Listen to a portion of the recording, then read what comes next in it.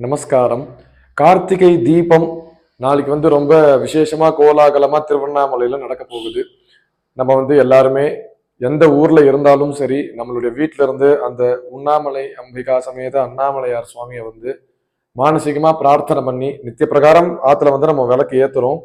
But ஆனா இந்த கார்த்திகை தீபம் அன்னைக்கு வீட்டுல எப்படி விளக்கு ஏத்தணும் அப்படிங்கறது பத்தி எல்லாருக்கும் தெரியும். இருந்தாலும் தெரியாத சில பேர் இருக்காங்க. அவங்க கேட்கும் பட்சத்தில் நான் இந்த பதிவை போடுறேன். பொதுவா இந்த 27 நட்சத்திரங்கள் அப்படிங்கிறது உண்டு. அஸ்வினி நட்சத்திரத்துல ஆரம்பிச்சு ரேவதி வரைக்கும். முடிஞ்சா 27 அகல் விளக்குல வீட்டுல விளக்கு ஏத்துறது அப்படிங்கிறது ரொம்ப ரொம்ப உத்தமமான விஷயம். அதே மாதிரி இந்த கிருத்திகை நட்சத்திரம் அப்படிங்கிறது நாளைக்கு சாயந்தரம் ஒரு 4:30-5 மணி மாதிரி பிறக்குது.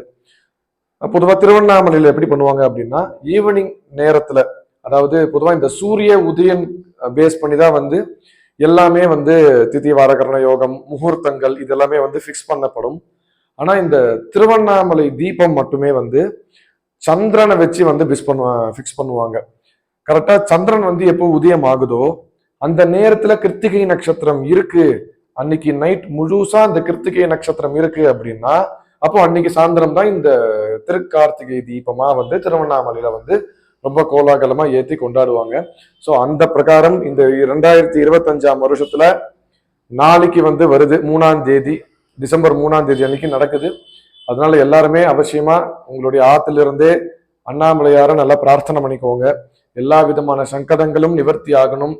நமக்கு கர்ம வினைகள் இருந்தா அது விலகி நமக்கு ஒரு நல்ல ஒளி கிடைக்கணும் அப்படின்றதுனாலதான் இந்த தீப ஒளியை நம்ம பொதுவா தீபாவளியில கொண்டாடுறதும் சரி, இந்த மாதிரி தீபம் ஏத்துறதும் சரி, இது மாதிரி எல்லா விஷயமும் நம்ம பண்றதும்.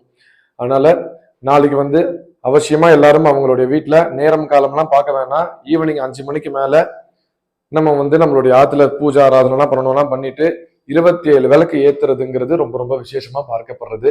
நமஸ்காரம்.